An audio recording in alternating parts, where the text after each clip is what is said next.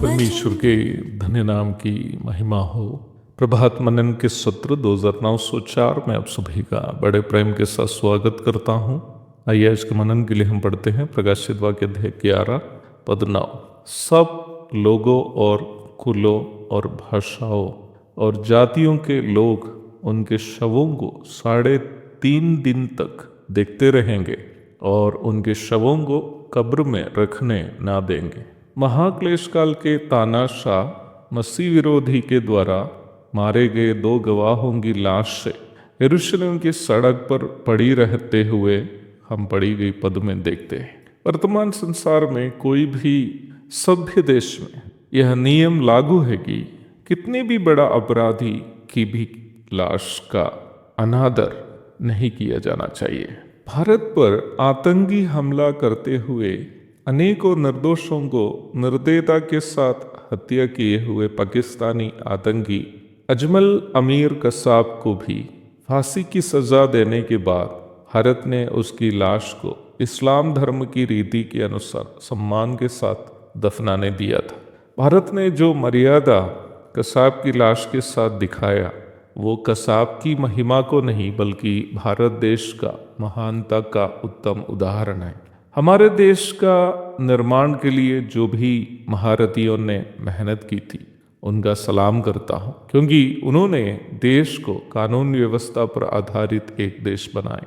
परंतु यरूशलेम के सड़क पर 3.5 दिन तक उन 2 गवाहों की लाश पड़ी रहनी ये सूचित करता है कि महाक्लेश काल में कानून व्यवस्था का कोई महत्व नहीं होगा, क्योंकि अधिकार एक तानाशाह के हाथों में है।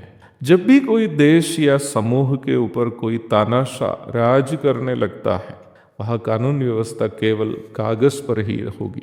खतरनाक तानाशाह किंग जोंग उन के उत्तर कोरिया में भी चुनाव होता है, लेकिन किम जोंग उन के अलावा कोई जीतेगा नहीं। कहने का तात्पर्य यह है कि जहाँ भी तानाशाह का शासन होता है वहाँ कानून व्यवस्था केवल कहने के लिए ही होगा।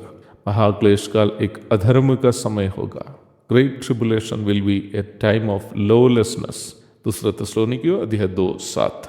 वचन कहता है कि उन दोनों गवाहों की लाश यरूशलेम में पड़ी रहना सब लोगों और कुलों और भाषाओं और जातियों के लोग 3.5 दिन तक देखते रहेंगे। प्रकाशित वाक्य की रचना ईस्वी 95 और 99 के बीच हुई थी। उस समय या अगले लगभग 1800 वर्षों तक भी लोगों के लिए ये विश्वास करना कठिन बात थी कि इन दोनों गवाहों की लाशें यरूशलेम में पड़ी रहने का दृश्य दुनिया के सभी लोग कैसे देखेंगे। जैसे मैंने पूर्व में कहा था, जिन्होंने पापों में जीवन व्यापन करने वाले उस समय के लोग उनके पापों को उजागर करने के कारण दोनों गवाहों की लाश को गाड़ने नहीं दे रहे हैं। वर्तमान समय में भी वचन से प्रचार करने वाले प्रभु के दासों से दुनिया नफरत करने का कारण वचन से प्रचार करना नहीं है बल्कि उनके पापों का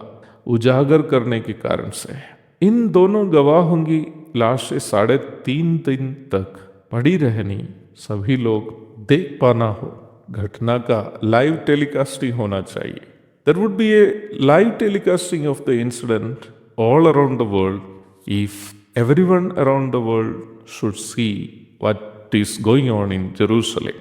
मेरे बचपन में जब मोबाइल फोन आदि नहीं था, प्रचारकगण प्रचार करते थे कि लोग इस घटना को टीवी के माध्यम से देखेंगे।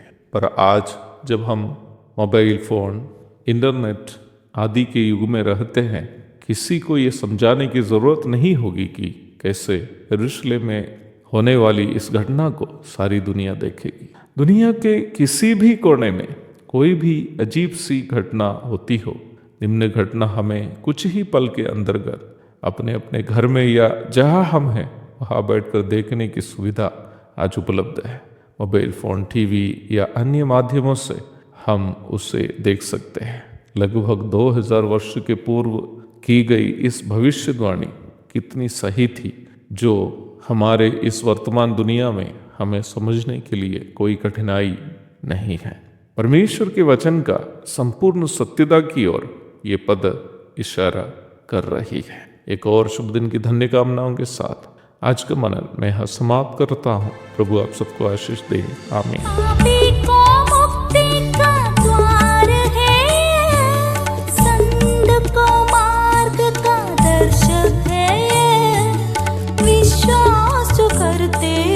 उसके लिए अनंत जीवन का साधन है ये है वचन, प्यारा वचन, यीशु मसीह का प्यारा वचन, ये है वचन।